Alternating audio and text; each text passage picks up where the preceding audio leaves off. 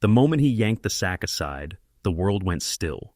Dust motes hung in the afternoon sun like drifting sparks, and the stench of old sweat and iron hit him first. She was there, slumped against the far wall of the barn, her face streaked with grime, eyes wide and haunted. A thin groan escaped her lips. "I'm broken inside," she whispered, voice raw, barely audible over the distant lowing of cattle. Daniel Morrow froze, fingers clutching the edge of the burlap. That whisper. It wasn't about a wound on the outside. It carried something heavier, something buried, and it pressed against him like the weight of the desert sun. He'd thought he'd left all this behind, the long nights, the quiet deaths, the endless dust and loss. But here it was, dragging him back in. He stepped closer, boots crunching on hay, careful not to startle her. She flinched at the sound, pressing herself against the wall, as if the old barn timbers could shield her. Her hands trembled, clutching something hidden beneath torn fabric. A pistol? A knife? Or just some ragged keepsake? Daniel's eyes swept the barn. Tools leaned against walls, shadows stretched across the floor like creeping fingers, and the scent of hay mingled with the faint copper tang of blood. Outside, the wind carried whispers from the dry hills, the creak of a distant wagon wheel, and the occasional sharp cry of a raven. Every sound seemed to demand caution. She shivered, not from cold.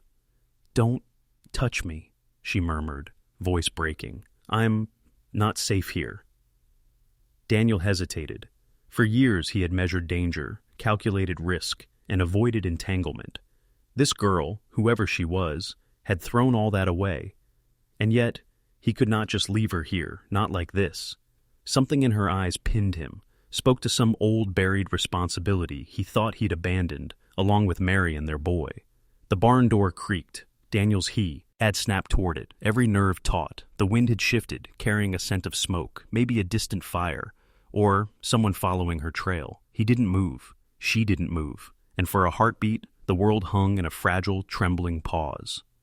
Then, from the shadowed corner of the loft above, came a faint scrape. Someone, or something, was climbing down, deliberate, careful, and closer with every second.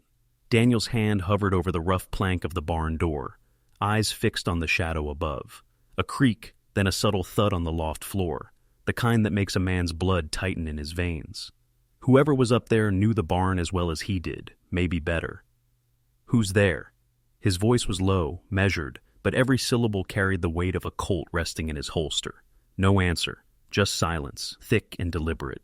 He glanced at the girl, whose pale face was almost indistinguishable from the dim light, cheeks hollow, eyes flicking to his hand, to the loft, to the barn's dark corners. Fear wasn't just etched into her features. It radiated, a living thing. She wasn't safe here, not if he stayed, not if he left. Daniel took a step forward, boots stirring the hay, and she flinched, shrinking against the wall. "Listen," he said quietly, "I don't know who's out there, but I can't let you face it alone." Her eyes welled with tears, and she shook her head. I don't belong in your world. You'll get hurt." The words hit him harder than any bullet could. Hurt was something he knew, something he'd carried quietly all these years. But letting someone else bear it, that was a choice he had to make now. And it wasn't simple. Outside, the wind carried voices. Whispers, faint but deliberate. Riders talking. Laughter that was too sharp to be friendly. The scrape of leather boots on dust. News traveled fast in these parts. Harboring a stranger, someone clearly running from something, would make him a target he couldn't afford. He scanned the barn again. Tools could be weapons. Hay could be stacked to barricade. There was always a way to survive. But would survival mean leaving her to the unknown, or dragging both of them into something worse? She spoke again, voice trembling. "If they find me, they'll kill me. Please, I don't want to die here." The moral choice burned hotter than the afternoon sun. Hide her, risk his own neck and reputation, risk anger from the town and riders closing in, or turn away, preserve himself, and live with the memory of a life that could have been saved. Daniel's jaw clenched. He made a decision, slow, deliberate, with all the weight of a man who had learned the cost of every choice. Then the loft's shadow shifted. A figure descended the last rung of the ladder, boots thudding on the wooden floor, and in the same instant the barn door rattled violently. Someone outside was testing it. The girl gasped. Daniel's hand went instinctively to his Colt. Outside, the wind carried a single, chilling voice. "Daniel Morrow, you're hiding something." Daniel's heart hammered against his ribs like a drum of war. The voice outside was calm, deliberate, and it carried across the barnyard like a whip crack. He tightened his grip on the Colt, eyes scanning the shadows. The girl pressed herself against him, trembling, silent. Her eyes flicked toward the loft. The figure had stopped midway, frozen like a predator assessing its prey. Dust swirled in the slanting light, catching on their sweat-streaked skin and turning the barn into a haze of heat and tension. "They know you're here," Daniel muttered, voice low. "We can't stay, not if they figure out you're hiding."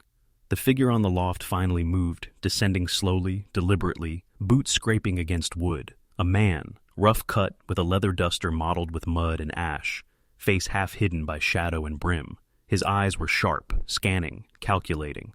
"You shouldn't have come here," the man said, voice flat. "Not her. Not you." Daniel squared his shoulders, Colt leveled. "She's done nothing to you," he said, "and neither have I. Leave, or you leave me no choice." Outside, hoofbeats thundered over the dry dirt. Dust clouds rose in spirals as riders approached, kicking up the wind. Rumors, suspicion, and vengeance were arriving at full speed. There was no easy escape. The girl pressed closer to Daniel, whispering, "They'll take me, and then you." The words didn't need finishing. Daniel knew what would come if he faltered. Lawmen or outlaws, no difference. In this land, justice was a gun barrel aimed at the wrong side. The man on the loft smirked, then stepped down. "You've got 2 minutes. Decide." Time slowed. Daniel's eyes flicked to the barn door, the loft ladder, the piles of hay. Every second carried the weight of potential bloodshed. He could fight, barricade, or flee with her into the wilderness beyond the ridge. Every choice held consequences. Then, a loud thud outside. Horses snorted, hooves stamping. A young rider broke from the cloud of dust, waving a hand. "Morrow! Sheriff's men! They're all around!" Daniel's breath hitched. The barn suddenly felt smaller, tighter, suffocating. The shadow on the loft advanced. The girl's hands gripped his sleeve like a lifeline. He whispered, more to himself than anyone else, "We either face them here, or we run blind." A creaking sharp from the loft. The figure paused, then drew a pistol with a snap, the metallic click cutting through the tension like lightning. The girl's eyes went wide. Daniel's jaw tightened. The barn door rattled violently again. The riders outside had reached the perimeter. Every path seemed doomed. And in that heartbeat, Daniel realized the standoff had already begun. One wrong move, and neither of them would leave alive. Daniel's fingers brushed hers briefly as he guided her behind the stack of hay bales. For a moment, their breaths mingled in the dust-choked air, a quiet pulse of humanity against the looming chaos outside. She didn't speak, but her eyes told him everything. Fear, despair, and something fragile, unspoken. A plea for trust. He crouched low, scanning the barn. The shadow on the loft shifted again, hesitant, almost human in its pause. Daniel could feel the tension coiling around them, but for a heartbeat, there was space for something else. A small, trembling moment of connection. "Here," he murmured, pulling a tin cup from a crate. He poured water from a battered canteen, handing it to her. She drank slowly, shivering, the water spilling down her chin, streaking the dirt on her face. He said nothing. Silence carried more than words ever could. Her hands, now wet and trembling, clutched the cup, and she looked at him, really looked, not just at the man guarding her, but at the one who had chosen to face danger for a stranger.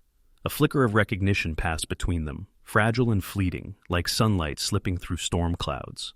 Daniel noticed a worn locket around her neck, half hidden by her hair. He didn't ask about it. Some stories didn't need words. She traced it absently with her finger, lost in thought. He understood instinctively, Everyone carries a weight. Everyone hides a scar. Some are invisible, some bleed quietly in the shadows.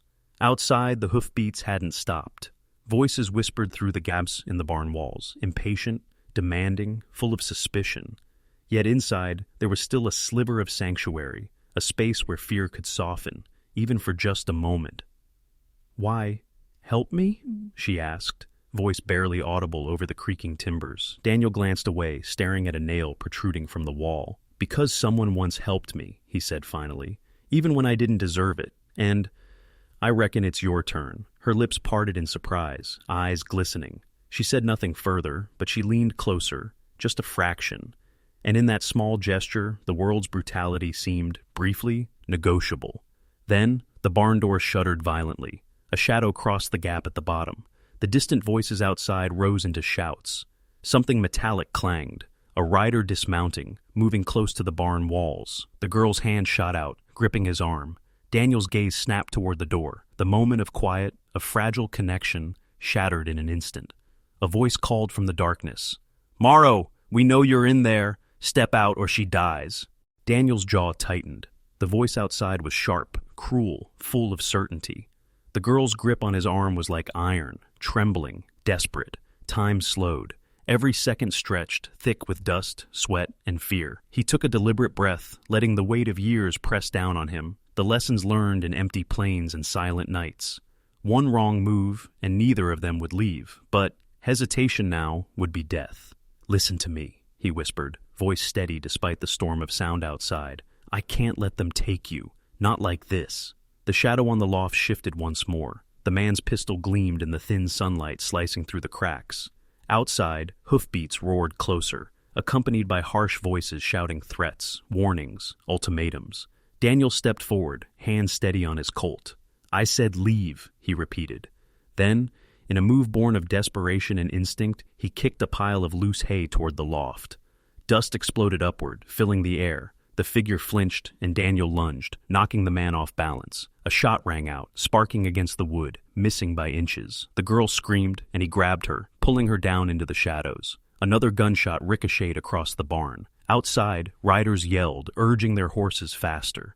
Daniel's mind raced. There was no winning here, only survival. He ducked behind a support beam, then made a choice as old as the West itself, to create a path rather than wait for one to appear. He grabbed the girl's hand and bolted for the side door, kicking it open just as a rider's horse lunged forward. Dust, heat, and the scent of gunpowder swirled around them. They ran, silent but for the pounding of boots and hooves. Daniel guided her through a narrow wash behind the barn, the walls of rock and earth concealing them. He could hear the men shouting, cursing, and then, gradually, their voices faded in, to the distance. Finally, they stopped at the crest of a ridge. The wind carried the smell of pine and wildflowers, a fragile reprieve from the barn's stifling terror. The girl sank to the ground, sobs racking her frame. Daniel knelt beside her, neither speaking. No words could capture what had passed, or what was still to come. She raised her head, eyes wet but fierce. "Why?" Daniel looked toward the horizon, where the sun hung low, bleeding orange across the plains. "Because someone once saved me," he said simply. "And it's your turn." The ridge was silent, but for the whisper of wind through tall grass. Dust from the barnstorm had settled into the valley below. For a moment, hope and danger balanced on a knife's edge. Years later, she would remember the weight of that day, the fear, the choice, the stranger who became a savior. And she would remember how, in that quiet ridge under the dying sun, the world felt, if only for a heartbeat, like it might allow mercy. Daniel watched her for a long moment, then stood. The wind tugged at his coat, carrying away the last echoes of the gunfire. The suns dipped lower, shadows stretched, and the west waited, silent, wide, and relentless. A tumbleweed rolled across the ridge, and he let his gaze follow it. The story was over, or perhaps only just beginning.